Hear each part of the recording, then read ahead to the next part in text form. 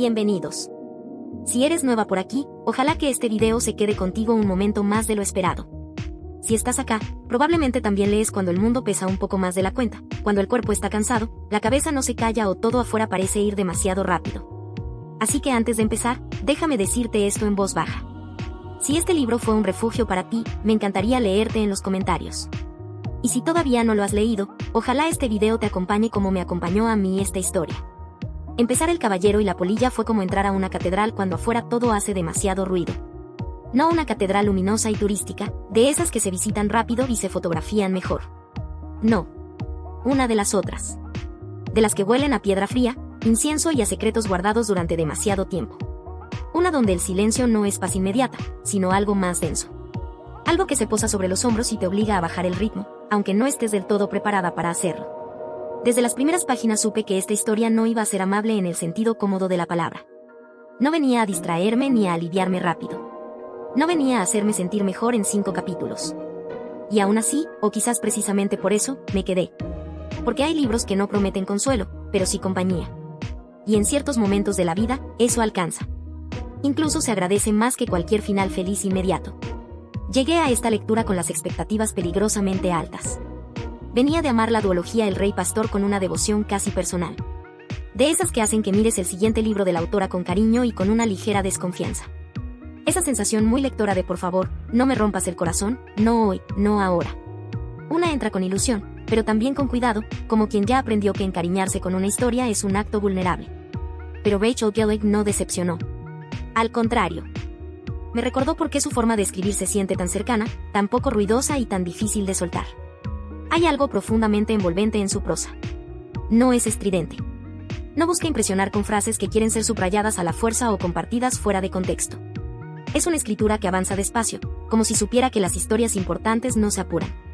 Te toma de la mano, sí, pero no para llevarte a un lugar seguro, sino para caminar contigo mientras atraviesas la penumbra. Y eso se siente honesto. Casi íntimo. La atmósfera gótica no es un disfraz.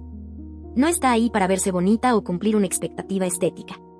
Está en cada rincón de este mundo. En la fe que estructura la vida de los personajes. En las visiones que no siempre se sienten como un regalo. En los rituales que prometen respuestas, pero esconden preguntas aún más grandes. Todo se siente antiguo y vivo al mismo tiempo. Como esas historias que parecen haber existido siempre, aunque sea la primera vez que las lees. Sybil es una protagonista que no grita su fuerza. No entra reclamando espacio ni imponiendo presencia. Ella existe dentro de un sistema que la necesita, la venera y la consume. Ha aprendido a obedecer, aceptar su rol y no cuestionar demasiado. Y eso, lejos de hacerla débil, la vuelve profundamente humana. Porque cuestionar aquello que te dio sentido durante toda tu vida no es un acto heroico inmediato. Es un proceso lento, incómodo y muchas veces doloroso. Lo que más me gustó de su arco es que no se siente forzado.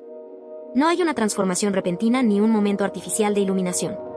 No hay un antes y un después marcado con subrayador. Hay dudas. Hay silencios. Hay pequeños gestos internos en los que algo deja de encajar del todo, aunque todavía no sepas nombrarlo. Y ese crecimiento orgánico se siente honesto. Respetuoso con el personaje y con el lector. Como si la historia confiara en que no necesitamos que todo se nos explique de inmediato.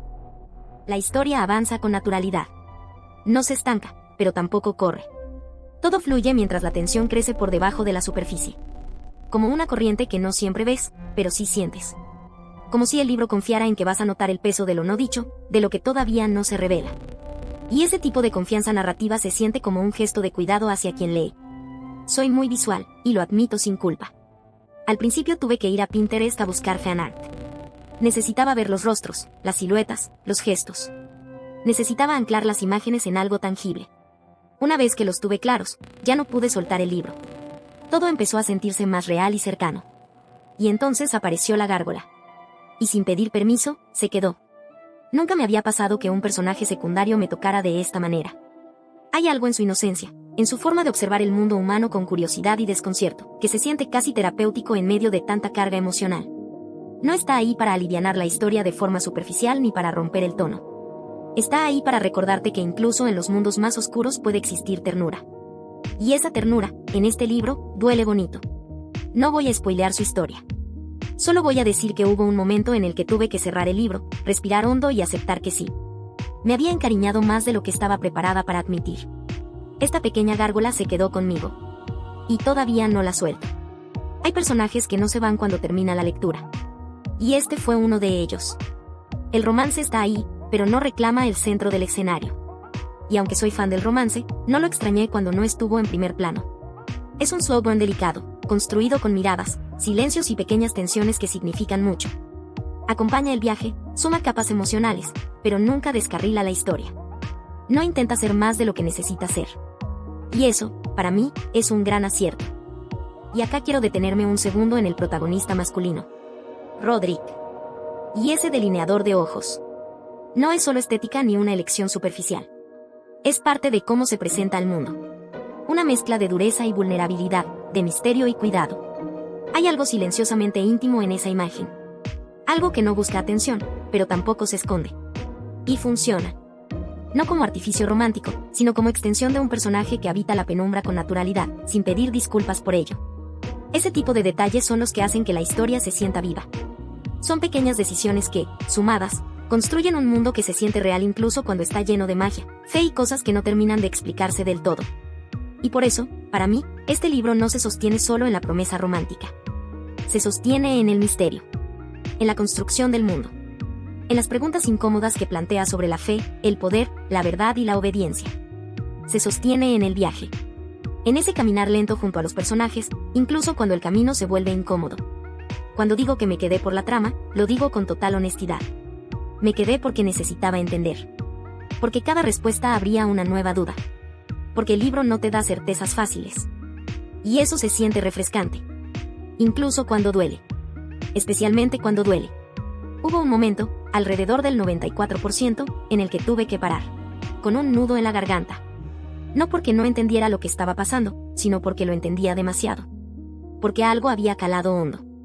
Porque el peso emocional se volvió real. Casi físico. Y eso no me pasa seguido.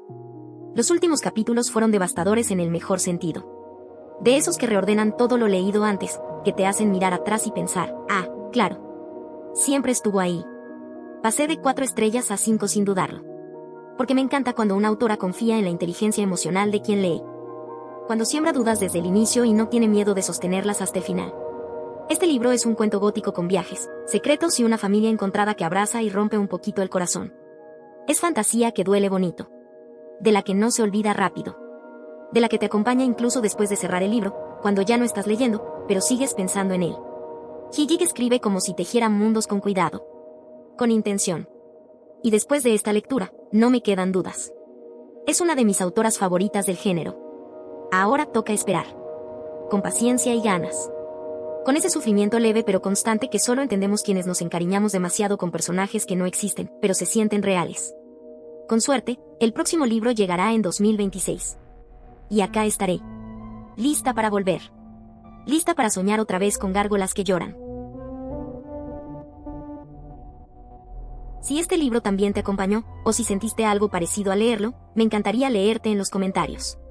Y si te gusta este tipo de conversaciones tranquilas sobre libros que se sienten más de lo que se explican, puedes dejarle un me gusta. Ayuda mucho más de lo que parece y también es una forma silenciosa de decir, me quedé.